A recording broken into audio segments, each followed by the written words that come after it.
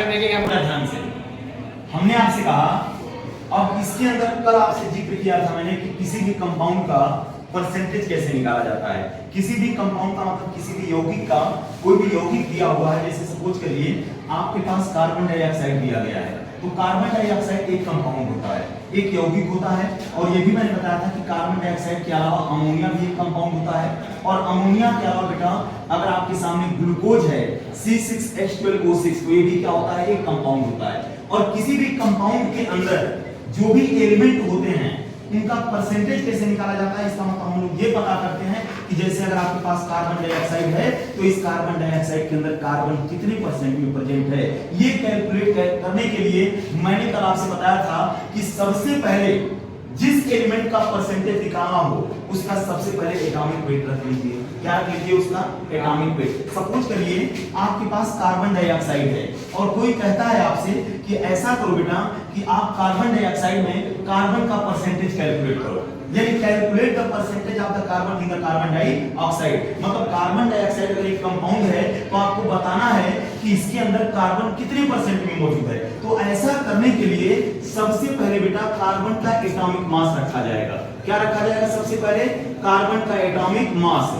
और उसके बाद आपको पता है कि जब भी कोई कंपाउंड होता है तो कंपाउंड आपका मॉलिक्यूल के फॉर्म में होता है। किसके फॉर्म में होता है, मॉलिक्यूल के फॉर्म में, जिसको हम लोग अणु बोलते हैं। और किसी भी कंपाउंड का बेटा मोलर मास निकाला जाता है। क्या निकाला जाता है, मोलर मास। और मैंने आपको कहा था कि मोलर मास निकालने के लिए सबसे पहले हम एटॉमिक वेट को क्या कर देते हैं, ऐड कर देते हैं, यानी परमाणु भार को क्या कर देते हैं, जोड़ देते हैं। बात समझ में आ रही नहीं आ रही है? तो मेरे कहने का मतलब यह है कि कार्बन का बेटा एटॉमिक मास होता है 12 होता है, और ऑक्सीजन का कितना होता है 16। अब आप ये देख लिया करो कि इसमें ये लोग कितनी टाइम में है, कितनी बार में है। कार्बन कितनी बार है, एक बार है। इसका मतलब कि इसका मोलर मास, और याद रखना हमेशा मोलर मास को बेटा स्मॉल m से लिखा जाता है।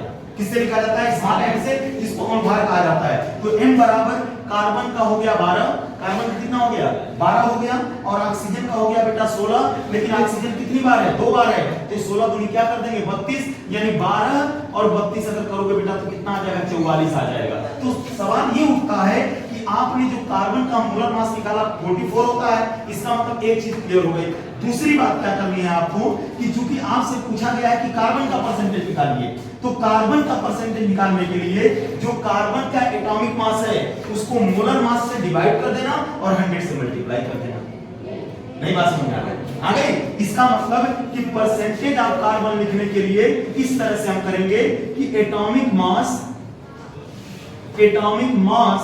Of carbon upon molar mass of CO2 और इनको क्या कर दोगे, 100 कर दोगे। और बेटा आपको पता है कि अगर यहाँ पर परसेंटेज निकालना होगा कार्बन का तो कैसे निकलेगा, एटॉमिक मास कितना होता है कार्बन का 12 होता है, 12 बटे क्या कर दो 44 कर दो, और इनको क्या कर दो 100 कर दो।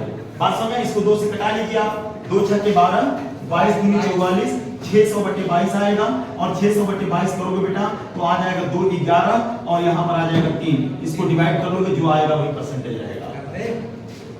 बात समझ में? तो ये पॉइंट याद रखिएगा। तो मेरे कहने का मतलब यह है कि अगर आपके पास कोई भी कंपाउंड दिया गया है उसमें कहा जाता है कि आप परसेंटेज निकालिए, तो सबसे पहले आपको क्या आना चाहिए, मोलर मास आना चाहिए। क्या आना चाहिए, मोलर मास। और मोलर मास के बाद आपको ये ध्यान देना है कि जो कंपाउंड का जिस एलिमेंट का पूछा गया है, याद रखना उस एलिमेंट को ऊपर रखना और मोलर मास को नीचे रखना और 100 से मल्टीप्लाई कर देना। जैसे आप लोग परसेंटेज अपना निकालते हैं, जैसे आपसे कहा गया कि आप 600 में 300 पाए हैं, समझ लीजिए 600 आपके पास आपके नंबर थे टोटल, और आप उसमें कितना पाए, 300 पाए हैं। तो आप क्या करते हो, जो पाए हो उसको ऊपर रख लेते हैं, और जिसमें पाए हैं उसको क्या कर लेते हो, नीचे रख लेते हो, और इसको 100 से क्या कर देते हो, मल्टीप्लाई कर देते हो। तो दोनों को कटा दो, इसको और इसको कैंसिल करो, कितना बचा 6 5 30, और कितना आ गया आपका 50%। बस वैसे निकाला जाता है। तो जितना जिसका निकालना है उसको ऊपर रखो, और जिसमें निकालना है उसका भाग नीचे रखो, और 100 से मल्टीप्लाई कर दो। चाहे जितना बड़ा क्वेश्चन होगा आपका कट ऑफ सरल हो जाएगा। बताओ क्लियर हुआ कि नहीं हुआ? कोई दिक्कत इसमें? अगर तुम्हें मैं कह देता कि ऑक्सीजन का परसेंटेज निकालो तो कैसे निकालते हैं?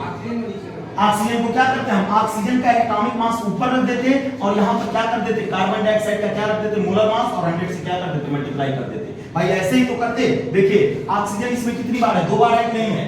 अगर आपको यहाँ पर निकालना होता कि आप ऐसा करिए परसेंटेज ऑफ ऑक्सीजन निकालिए, तो आप क्या करते? 16 दूनी 32 कर देते और 32 बटे क्या कर देते? 44 कर देते और 44 इंटू क्या कर देते बेटा? 100 कर देते। जितना छोटा पूर्णांक होता है बना लीजिए, इसको 2 से कटा दीजिए 22 हो जाएगा, इसको 16 से कटा दीजिए और यहाँ पर आ जाएगा 1600 बटे कितना आ जाएगा 22, इसको फिर से कटाओ और यहाँ पर आ जाएगा 800 बटे 11। अब इसको हल करोगे जो आंसर आएगा वही परसेंटेज में रहेगा।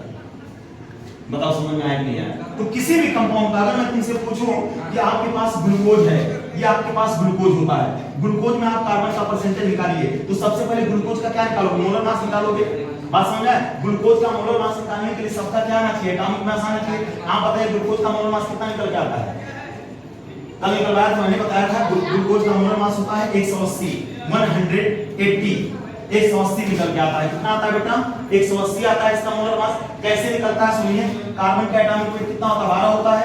12 छक्के 72। हाइड्रोजन कितनी बार है? 12 और 16 छक्के 96। यानी आप लोग 72 प्लस 12 और प्लस 96 को ऐड करोगे कितना आ जाएगा? 180 आ जाएगा और यही क्या होगा? ग्लूकोज का मोलर मास हो जाएगा। बात समझ में? अब बताओ इसमें कार्बन का निकालना हो क्या करोगे? कार्बन को ऊपर रखोगे और इसके ग्लूकोज के मोलर मास को नीचे रखोगे, 100 से मल्टीप्लाई कर दोगे। बताओ नहीं समझ में आया? कोई दिक्कत इसमें? अब एक बात और कह सकते हो कि जितनी बार बेटा कार्बन है उतनी बार ही रखना है आपको। कार्बन इसमें कितनी बार है? 6 बार है। और एक कार्बन का एटॉमिक मास कितना होता है? एक कार्बन का एटॉमिक मास कितना होता है? 12 एक कार्बन का 12 होगा तो 6 कार्बन का कितना हो जाएगा? 6 से मल्टीप्लाई कर दो। एक पेन की कीमत 5 रुपए तो 5 पेन की कीमत 25 रुपए। नहीं बात समझ में? एक पेन की कीमत 10 रुपए तो 10 पेन की कीमत 100 रुपए। मल्टीप्लाई करते चले जाइए। अगर एक दर्जन केले का दाम है 10 रुपया तो 10 केले का कितना हो जाएगा? 10 दाम में 100। तो हम मल्टीप्लाई करते जाना हमको। तो एक कार्बन की कीमत अगर 12 रुपए है, अगर 12 है उसका एटॉमिक वेट, तो 6 कार्बन का कितना हो जाएगा? 12 6 72। अगर एक हाइड्रोजन की कीमत 1 है तो 12 की कितनी हो जाएगी? 12। अगर एक ऑक्सीजन की कीमत 16 है तो 6 हाइड्रोजन ऑक्सीजन की कितनी हो जाएगी? 96। इसलिए सबको ऐड कर दीजिए 180 आ जाएगा। और एक बात और ध्यान रख लो, 72 बटे 180 इनटू क्या कर दोगे? 100 कर दोगे। जो बेटा आंसर आएगा वही परसेंटेज होगा। बताओ समझ में आया कि नहीं आया? कोई दिक्कत इसमें? अब इसके बाद मैं जो अगला वीडियो आपको बनाऊंगा वो ध्यान रखिएगा। इसके बाद जो सीखेंगे आप वो सीखेंगे इक्विवेलेंट मास कैसे निकाला जाता है। बात समझ में? अब तक क्या सीखा आपने कि परसेंटेज कैसे निकाला जाता है? इस वीडियो को ध्यान से समझिएगा और ये बहुत इंपॉर्टेंट चीज है कि जिसका निकालना हो उसको ऊपर रखो और जिसमें निकालना हो उसका वेट नीचे रखो और 100 से मल्टीप्लाई कर दो। बताओ समझ में आया कि नहीं आया? तो इतना ध्यान रखिएगा। इसके बाद फिर हम अगला वीडियो भी तुरंत बना रहे हैं एटॉमिक मास पर, उसको भी ध्यान से समझिएगा। इक्विवेलेंट मास के लिए कोई दिक्कत?